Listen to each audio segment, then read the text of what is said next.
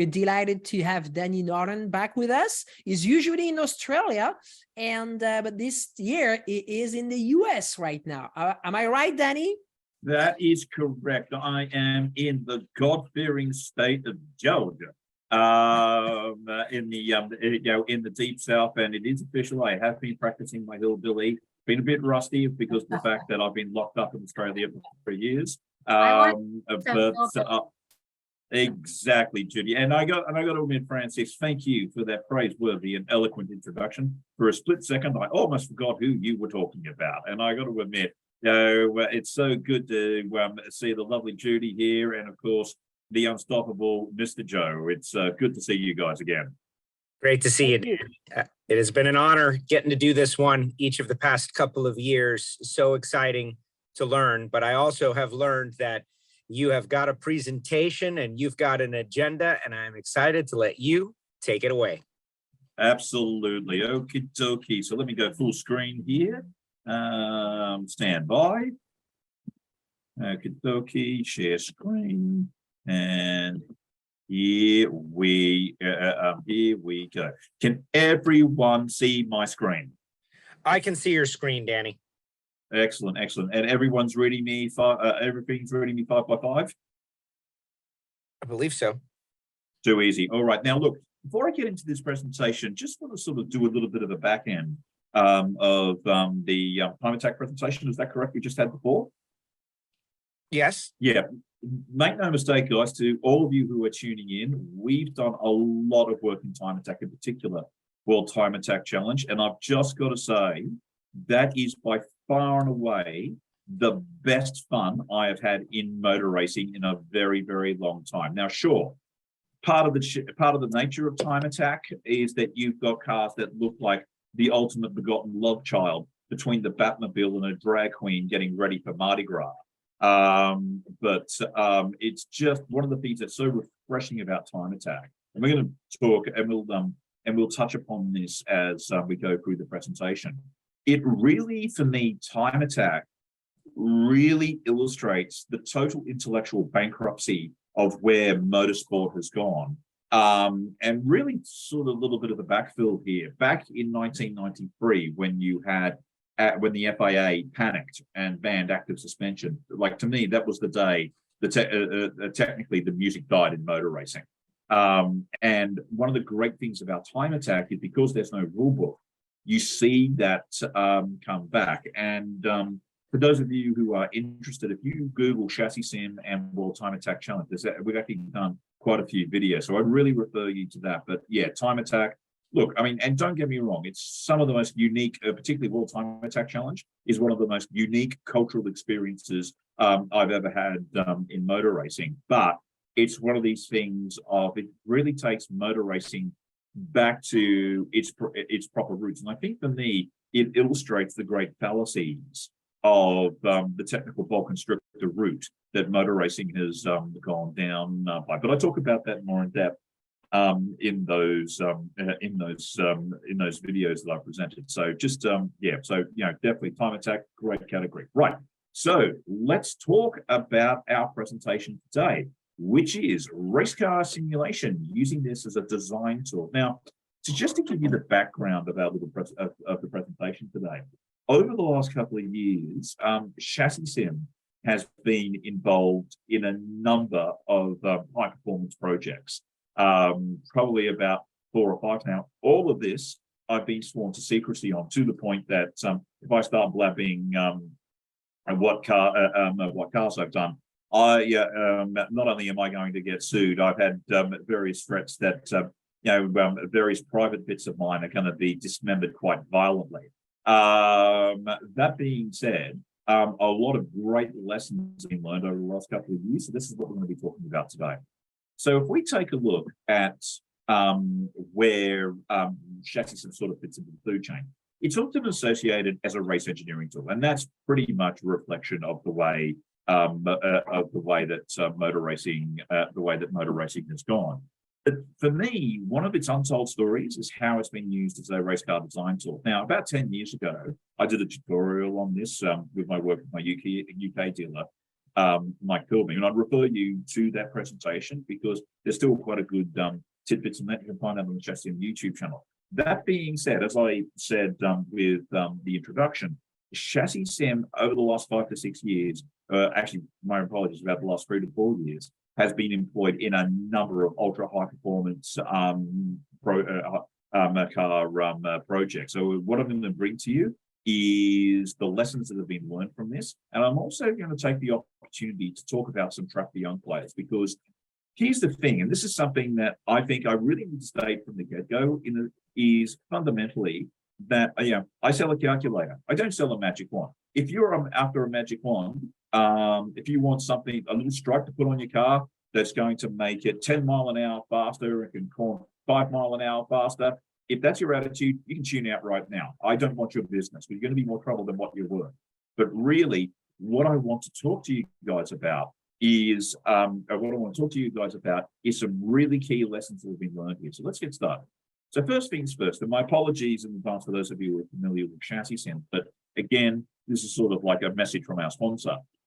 So in terms of ChassisSim, you've got a large number of simulation toolboxes that range from lap time simulation, the shaker rig, track replay, driver in the loop.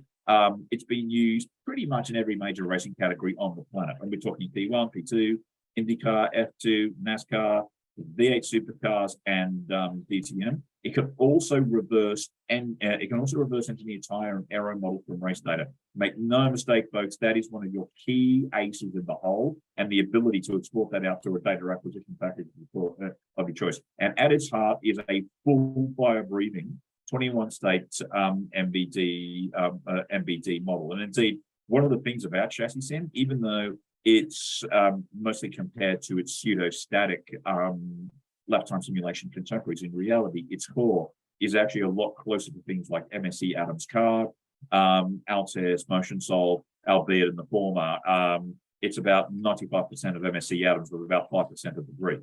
Now, the thing that makes ChassisSim unique, and we're going to turn, and we will return to this during the presentation, is that ChassisSim is fully transient simulation for everything. We're talking shaker rig, lap time simulation, lap time, track replay, lap time simulation, driver in the loop, everything. And so consequently, it can deal with situations like this. And this is the result of the lap time simulation. So we've got speed, steer, throttle, tire loads. Take a look at these two bottom traces. You've got the tire loads varying, which means that's going over a bump. Now, there are, now, forgive me, this is not meant to be a big jam moment, and what that translates to is F on good, just ask me. But what makes ChassisSim unique is the fact that we've been doing transient lap time simulation for the past 25, almost 30 years. And there are some who claim that that they can do it uniquely.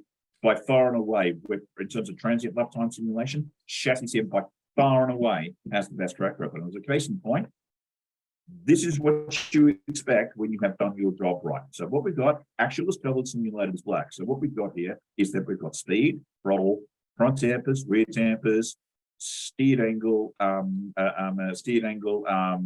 the tire, lateral G, longitudinal G, front and rear roll. That, folks, is the results of the lap time simulation. And make no mistake, folks, this is the end result of when you've done your job properly. But I want to add a caveat to that. This is what I call simulator porn. And what I mean by simulator porn is it gets team managers, drivers all hot and bothered. They all get themselves in, into a flat.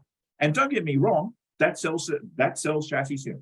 I mean, if anyone's ever equivocating about ChassisSim, I'll say, there you go. And usually their jaws their jaws hit the ground. If their jaws don't hit the ground, well, quite frankly, OPV, other professions back up. But anyway, that's a sidebar.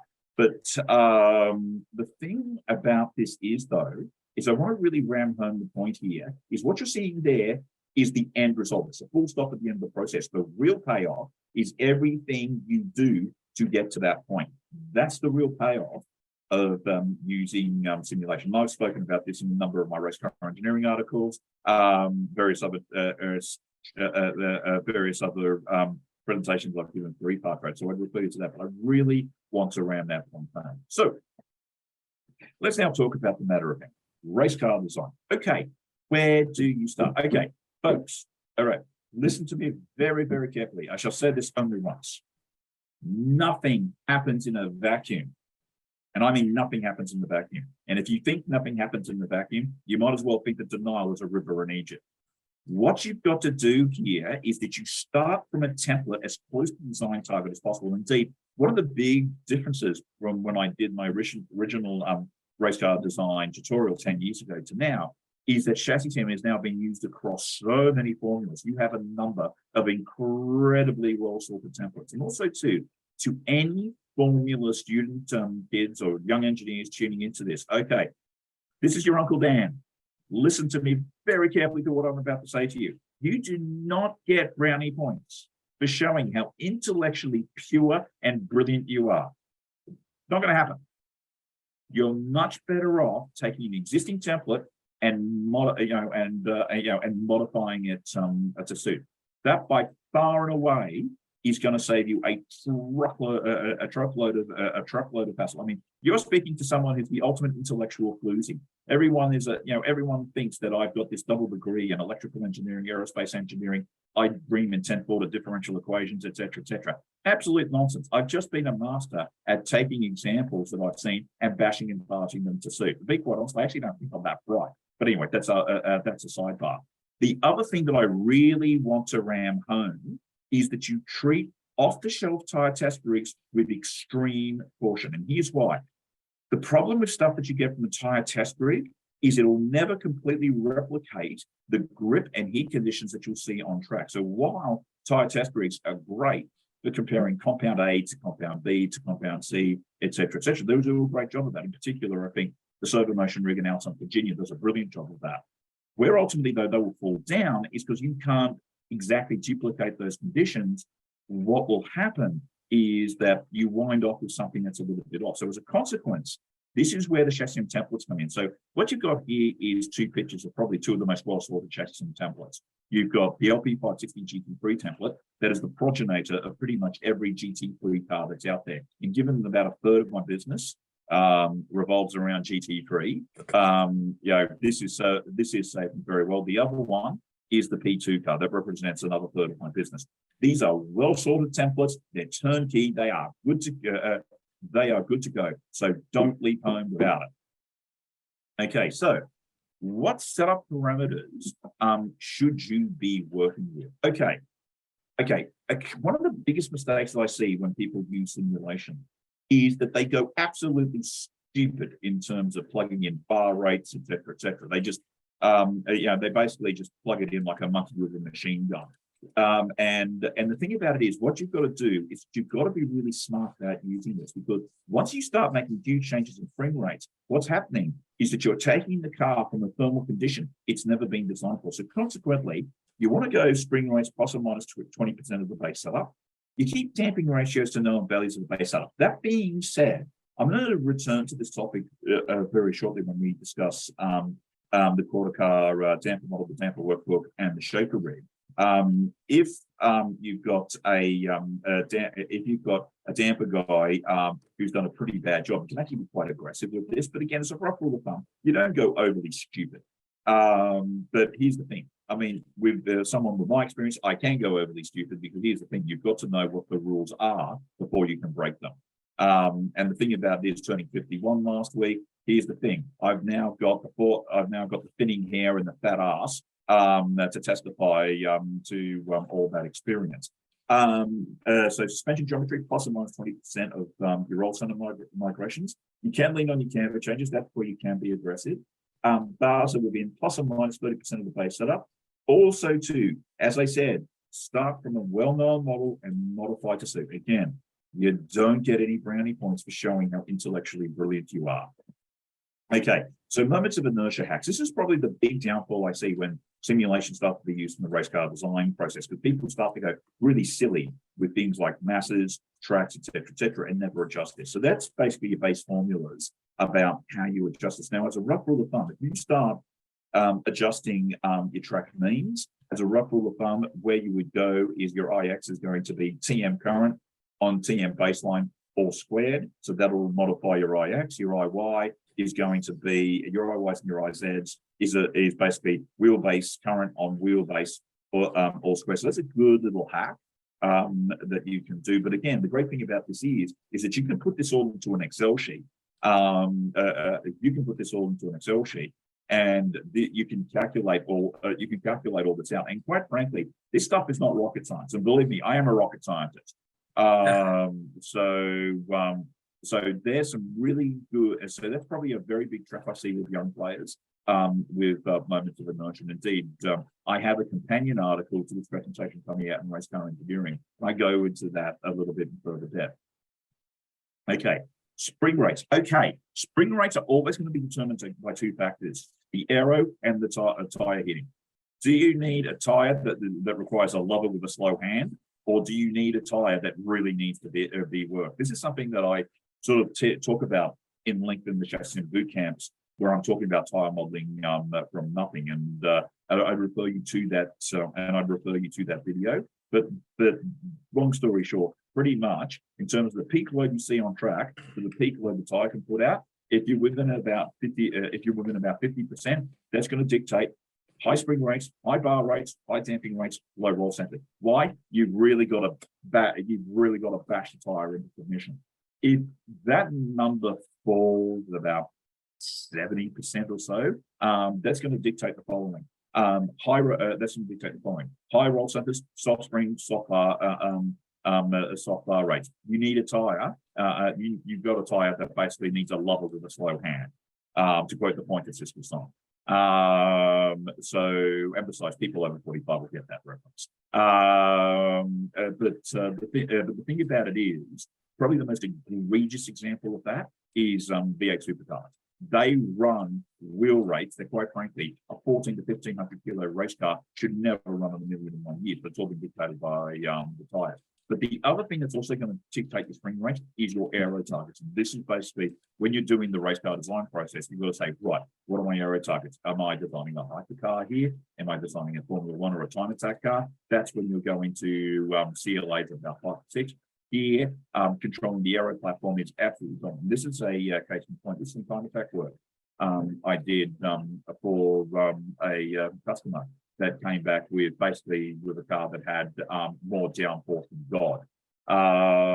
And so what I was doing here is I was just simply using the lap time simulation as I was using the lap time simulation pretty much as a calculator. And what I was doing particularly, I was noting things what the ride heights were to make sure I could keep the platform up, and also to using that to sort of slide the bump problems.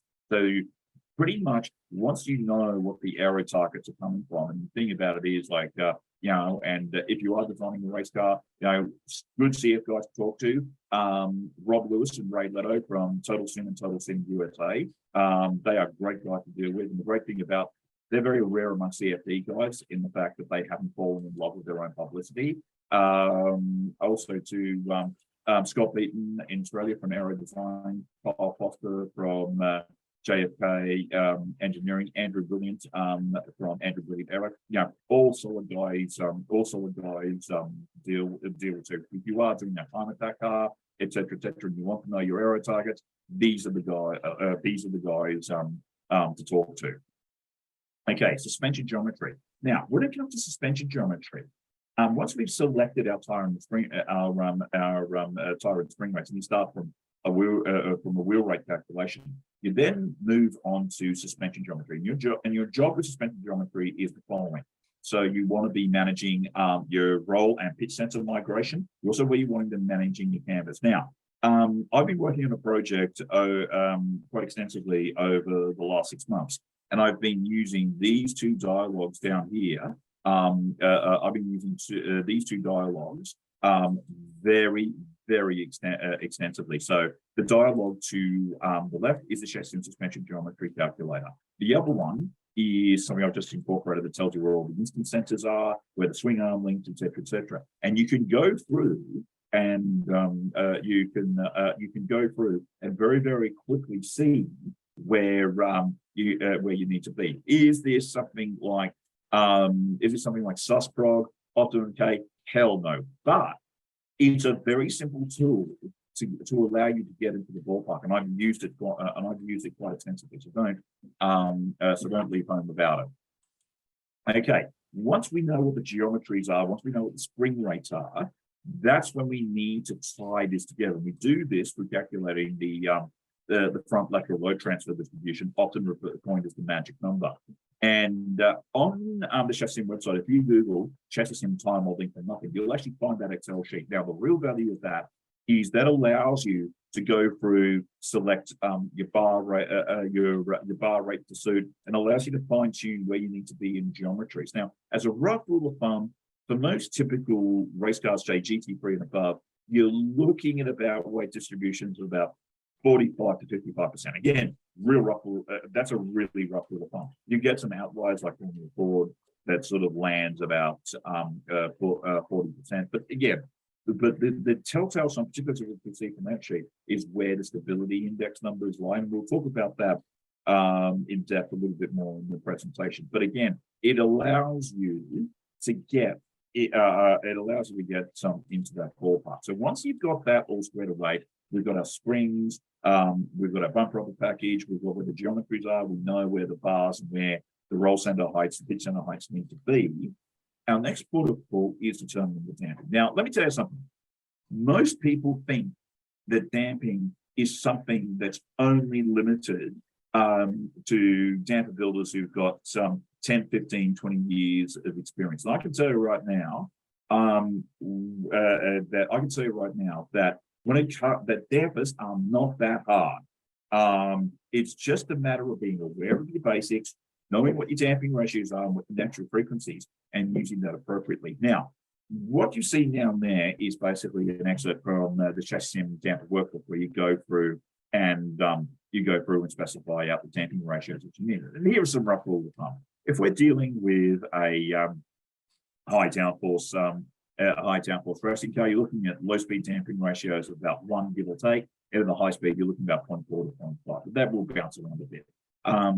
Touring cars are about 0.6 to 0.7 in the low speed, about 0.4 to 0.5 in the high speed. But again, that will vary, et cetera, et cetera. But the great thing about this is that you can then use this to come up with a base damper spec. And on the ChassisSim website, you'll see both the damper workbook and the damper workbook live. So I would really encourage you to Google that, to really delve into that, because there's a lot more detail that very sadly we don't have time to get into. But once you've got your base damper spec, your next point is the Shaker Rig Toolbox. Let me tell you something, folks. The Shaker Rig Toolbox has saved my neck on more occasions than I care to remember. Now, what the Shaker Rig Toolbox does is it's a virtual equivalent of the Multimatic rig in Bedford and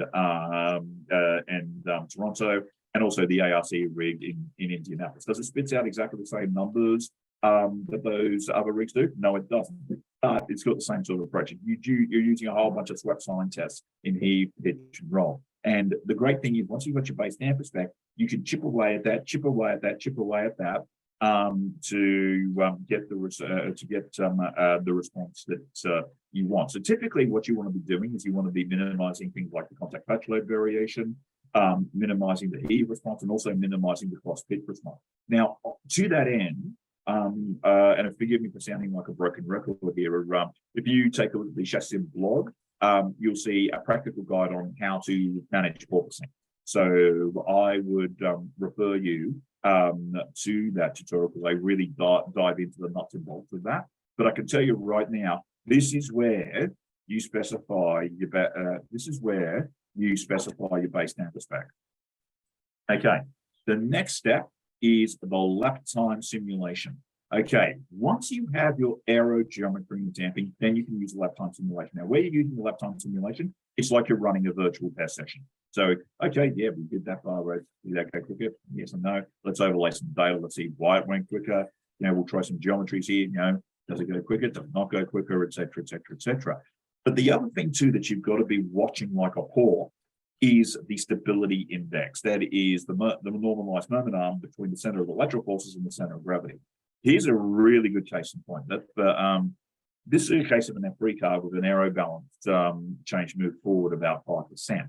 So the color is the baseline, the black is where you've moved the aero balance forward. Take a look at that last trace, which is the stability index. That's where the driver is going to scream and yell like a stuck pig if you give them a change that they don't want. Let me give you a really, really hands-on example of this. So I was last year I was working with KW Special Projects in the UK on a hypercar project that I was involved with, and this was so they gave me the base aero camper spec, and I ran it up in a lap time simulation. So it basically took the P2 model, and effectively this thing was a P2 car on acid.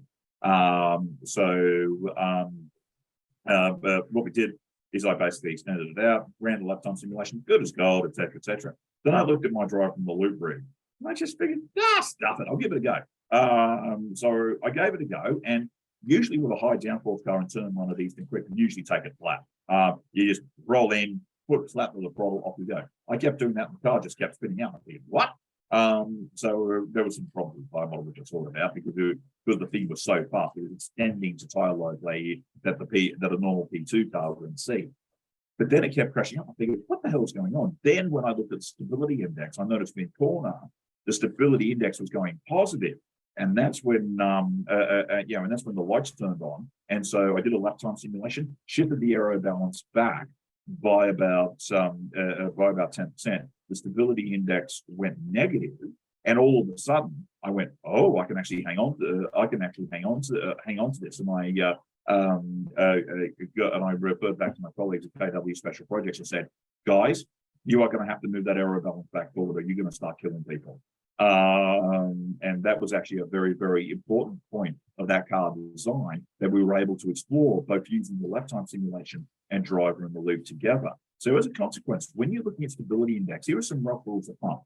Okay, you're going to be dependent on engine power, particularly if you're looking at rear-wheel drive. And let's face it, most high-performance car projects you're going to be dealing with are going to be rear-wheel drive. Now, a lot of this is basically down to the current incarnation of the stability index. I mean, I do have the mathematics worked out to get that sorted, but to be quite honest, to quote Kim Jong-il from Team Numerical World Police, I'm very effing busy. But that being said, here are some rules of thumb. So if you've got a rear-wheel drive car, the engine power is about 170 kilowatts, or about 200 or so horses. Your superstars will be -3 to -4%. Your average drive will be -6 to -8%, and your driving Miss Daisies are going to be about -12%. When the engine power goes to about 400 kilowatts, you're looking between about -5 to -7%. When your engine power is about -10 to -12%, for an average driver, it's about -10 to -12%. And your bad drivers, like gentleman drivers, are probably going to be about -16%. If you are dealing with a fire-breathing monster, say 600 rear engine power of 600 kilowatts, you're looking, a superstar can tolerate about -8 to -10%. Your average driver is about -12 to -14%. Your bad driver is about -20%. Again, some rules of thumb, but again, you can see that in the lap time simulation.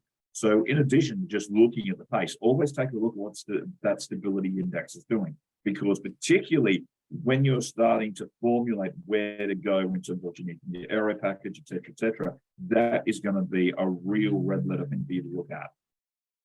Okay, can the driver hang on? Driver in the loop. Once you've got your geometries and spring and damping sorted, and you've run through the shaker rig, you've run through your Excel sheet for your lateral load transfer distribution, and you've got some good options to sort it out with your lap time simulation. That's when you go to, this is when you go to driver in the loop. Now, to understand how you use driver in the loop in the race car design process, first things first, you've got to actually understand the race engineering process and the relationship between DIL and lap time simulation. So it starts off with driver feedback, vis-a-vis what the nut behind the wheel has to say. Now, typically, sometimes the nut behind the wheel actually gives you some genuine feedback. Other times, they might as well be rantings that basically have all the intellectual coherency of Donald Trump when he's a little bit tipsy. Here's the thing: you start on the driver feedback. Then you take a look at the data and say, okay, well, hang on, what's it going on about? Let's have a look at the data. Let's see what the dampers are doing. Is there any clear trends, anything obvious that we can see from the data? Once you sort through the data, you take a look at some things to fix it. That's where the lap time simulation comes in.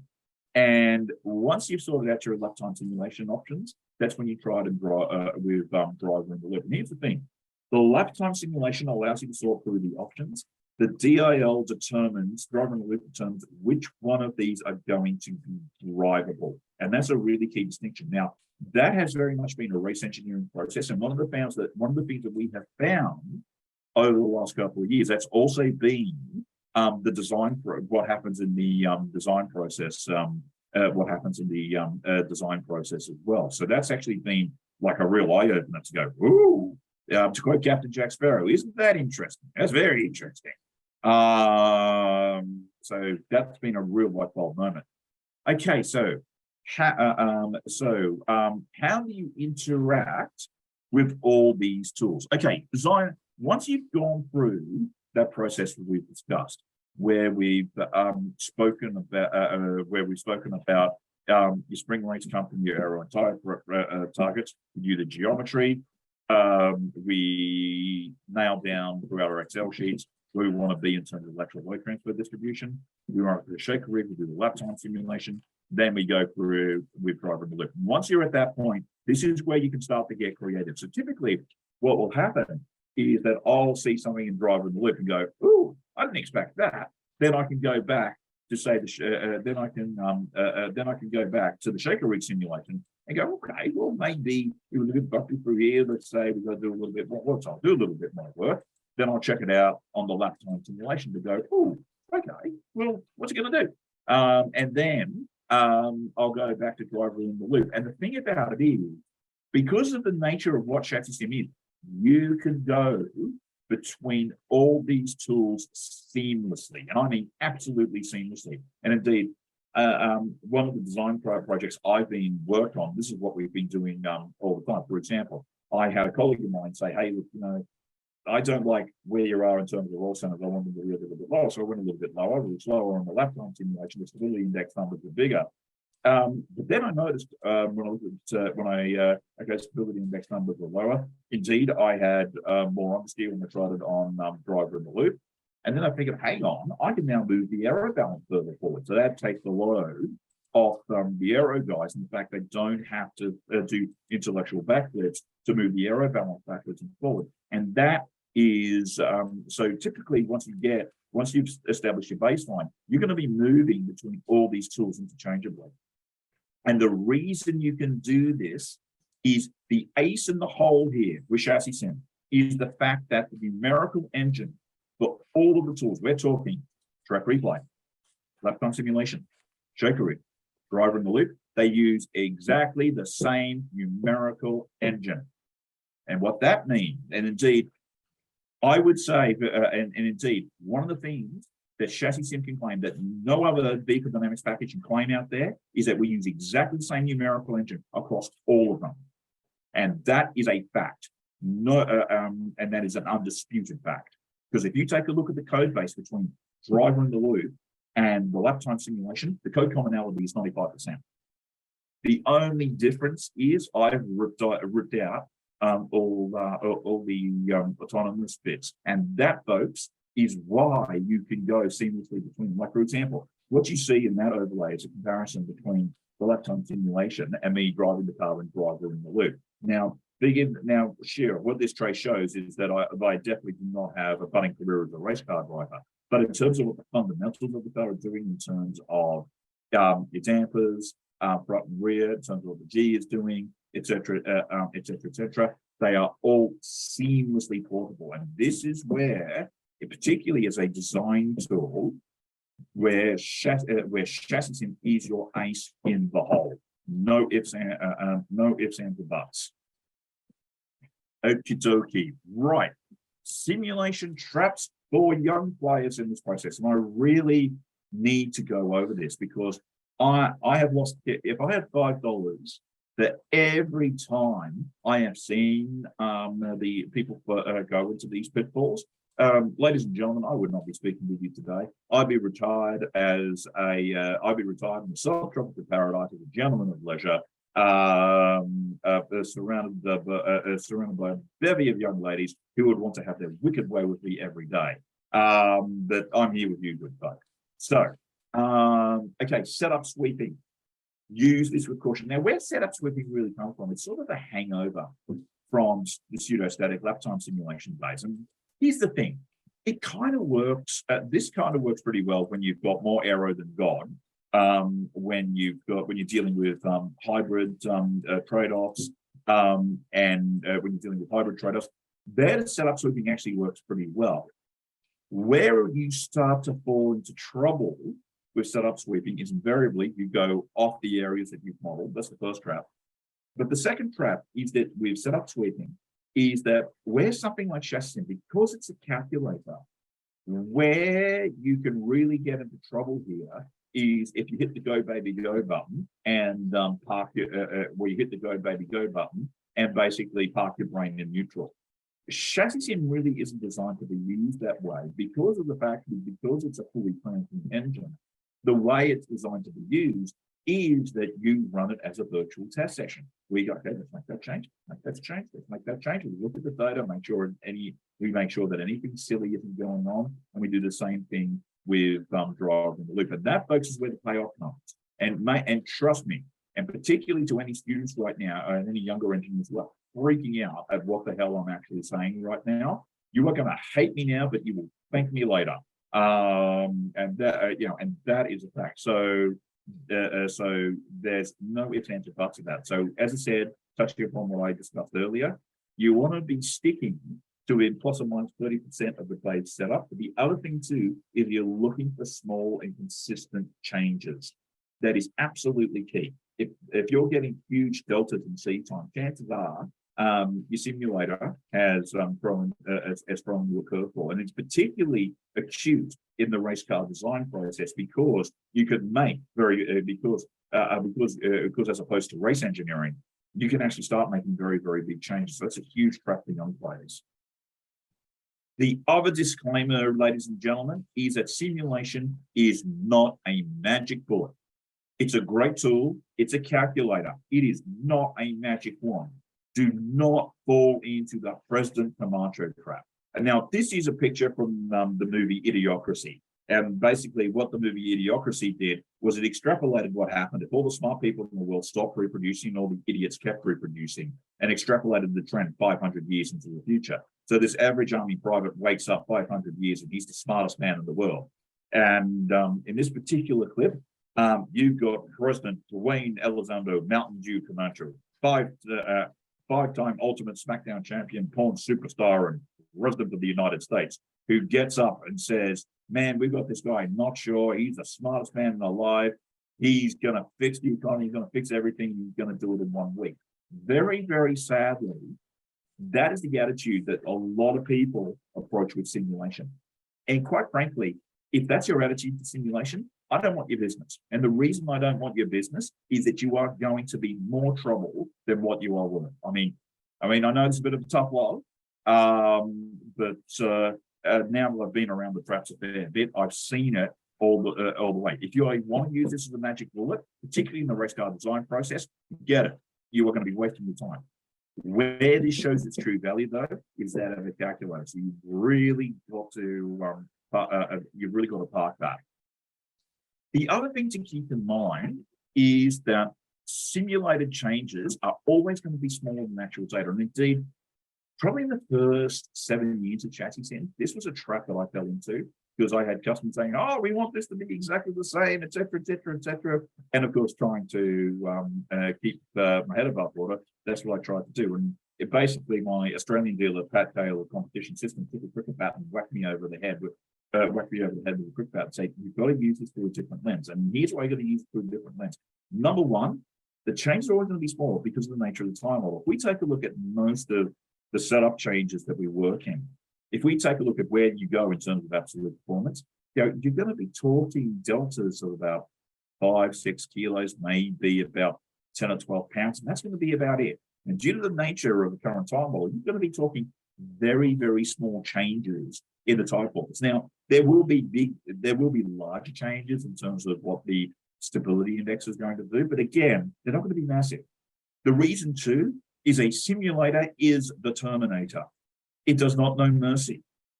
It knows exactly where the grip is. It has no concept of fear, zero concept of its own mortality, and it doesn't, and it doesn't need sexy time the night before to get them all settled down. And anyone who's done any race engineering is going to be able to tell you that. So consequently, the big lens that you've got to look at with simulated data, even with stuff like with driver in the loop data, is the big changes are going to show up as changes in quantum speeds, because the changes in terms of your throttle inputs, your steering inputs are actually going to be very small, because the simulator knows exactly where the grip is. And so consequently, they're going to show up as cornering speeds. And that, folks, is the key difference between actual and simulated data. Once you understand, particularly in the lap time simulation space, once you understand that, then you can move ahead. Quite readily. So that is, don't leave home without that. Don't leave home without that. Okay, so wrapping up and some conclusions and food for thought. So, in addition to a race engineering tool, simulation is a great race car design tool. The trick, though, is you start from a well-known template and just chip away until you get something that you need. Okay, the aero and tire targets are going to be determining your spring rates. That's a given. So that's where that turns in the spring rates.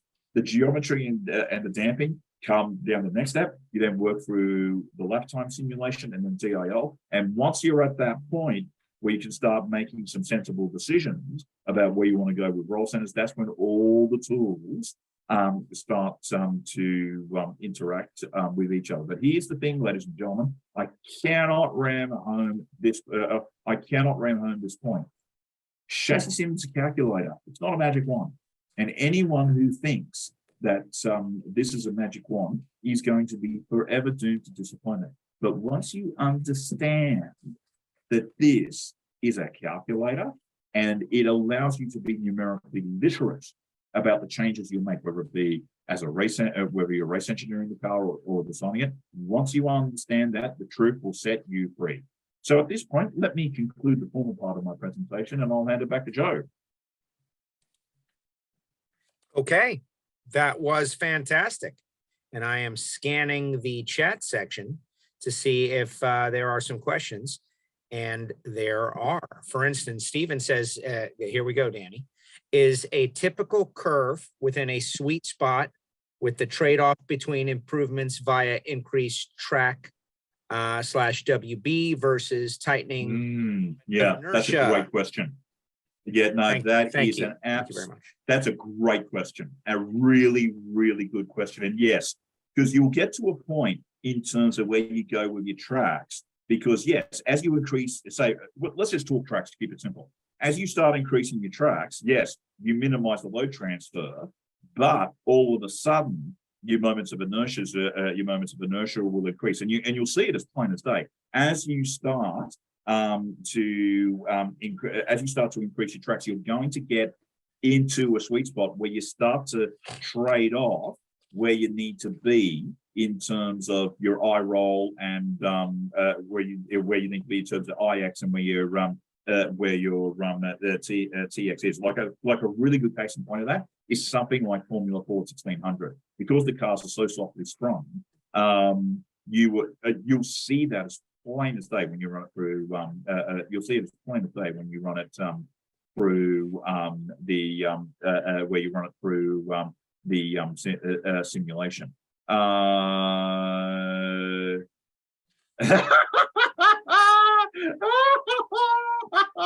I love that comment. I feel like I've been through a 1-hour chassis dynamics seminar, a 1-hour software tutorial, a 1-hour stand-up comedy set, and 2-hour booze up, all in what a half hour. I'll be rewatching this multiple times on half speed. Thank you very, Stephen. Thank you very much for those for your very kind words. I got to admit, and look, and I realize that I do have a sort of a rather informal irreverent presenting style, and where that came from was I remember being at a motorsport seminar, run a professional motorsport at the Professional Motorsport World Expo in Germany in 2007. And this guy from Porsche Motorsport gave a presentation on the 911 53. And because at that point, I've been race engineering in 911 53, I figured to myself, okay, this will be quite good. And the way this guy started, he literally, no nonsense, started like this. He said, "Hello, my name is Dr. Helmut Minky. I am from Porsche Motorsports. Today, I will be telling you all about our fascinations with motorsports." And you could also hear him subconsciously saying, "I should also let you know there are 10,000 volts via to my private. If I make an error, it will go off." And literally 5 minutes later, the lecture theater was empty, and I mean empty. And here's the thing: like, when I know, like, a lot of the stuff with vehicle dynamics is like, unless you're really into it or mathematically inclined, it can sometimes be very, very dry. So consequently, this is probably why I come in with all gun blazing, because I need to hold their attention. Well, you do. You definitely do, and it is a comedy show. But let's make sure everybody knows where they can go to advance the ball if they're interested in getting the calculator and not a. Okay, a couple of things. So with regards to hey Ollie. I'll get to you. I'll get to that question momentarily, because that's a great question. I would one thing that I would say, like, a lot of those resources, like, for example, if you Google ChassisSim Tampa workbook, I mean, it'll pop up everywhere. You'll see the various entrances to the ChassisSim blog.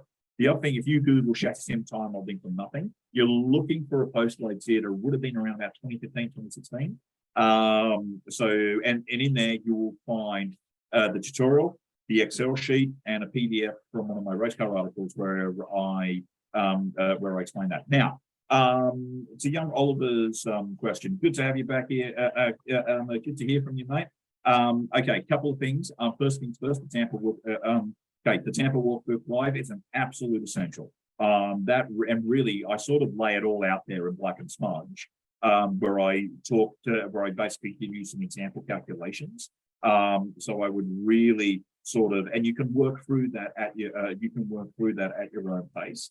The other resource that you've got is that article I did on porpoising and applied case study, because there I really walk through the nuts and bolts about what you do. But here's the thing: for those of you who've got access to ChassisSim, I mean, you can easily sign up for the online simulation. I mean, look, for $5, look, for AUD, $5 a simulation. I mean, God, I mean, it's the price of a Starbucks coffee. But I can tell you right now, you're going to get a hell of a lot more out of using ChassisSim online than what you do from Starbucks. Just saying. So I would probably say start applying that. The other thing too is, and I've probably been a little bit remiss in not running these, is things like the ChassisSim race engineering competitions that I did in 2020 and 2021 during the height of the pandemic. So that's probably another really good. That's probably another good where you actually put it where you put it into practice. The other thing too that gives you sort of the backstory with ChassisSim is the backstory with ChassisSim is my book, The Dynamics of the Race Car. Where and it's interesting, like, I remember talking about this with my Australian dealer. He just said, wasn't it such a brilliant idea that you actually outlined all the equations that you used in ChassisSim? But here's the thing. I mean, at the end of the day, I want you to know that. And the reason I want you to know that is I want you to be aware of that as you are using ChassisSim. Because here's the thing. I mean, it's one of these things. Yes, I could make an awful lot of money by giving people a lot of turnkey solutions. And here's the thing. I mean, as much as part of me is an intellectual purist, I also much more strongly object to going broke. So at some point, I'm probably going to have to, because let's face it, fellas, if you ain't got, to quote the famous rock song, if you ain't got no money, honey, take your broke ass home. That is, so yeah, that's part of the things that I'm probably going to have to pave into. That being said, one of the things that I really always do encourage users of ChassisSim to go through, because here's the thing, everything you do with ChassisSim, everything on ChassisSim you can measure with a set of scales, with a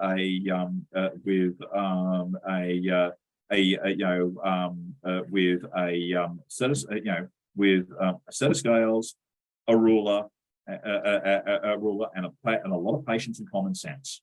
And as I said, there's no shortcuts. I mean, everyone, as I said, everyone thinks I'm a genius being able to measure up a race car. No, because I sort of tripped over my own willy on multiple different occasions to get there. I mean, that's just that's just the nature of it. And here's the thing: you've done the calculations I've done. You've done everything that I've done. You do it for 20+ years. You'll walk around like you own the joint, because you will. And here's the thing: I mean, and yes, of course, no, all my good looks are fading and all that sort of stuff. But of course, that's been, and I feel kind of intimidated now that the world's sexiest Frenchman, Francisque, has come back online, and the beautiful Judy is with us, because I mean, I'll tell you what, I'm going to have to see the plastic surgeon. But the price that you pay for that is that the benefit you get from that is once you've done and you've worked through all the examples, et cetera, and you swing the bat, you will get to a point where you know what you're doing. That's just life. There's no shortcuts. Well, sorry, Jim. Go ahead. No, I was just thanking Danny. That's it. Take it away, Francisque. Amazing. Oh, well, thank you very much, Danny. It's always a pleasure to host you, and you just have a nice way of making things that for people like myself cannot understand. You make it fun and entertaining, and then glue us to listen to you. So thank you for being part of Race Industry Week again this year with us. Oh, my pleasure. My pleasure. And, I'll tell you what.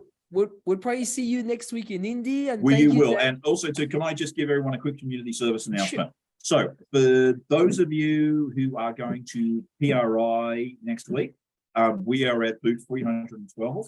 Also, too, we've got something really, really exciting to show you, because I've been in Atlanta working on getting ChassisSim Drive in the Loop integrated with their motion platform DIL. And let's just say, I mean, I'm excited.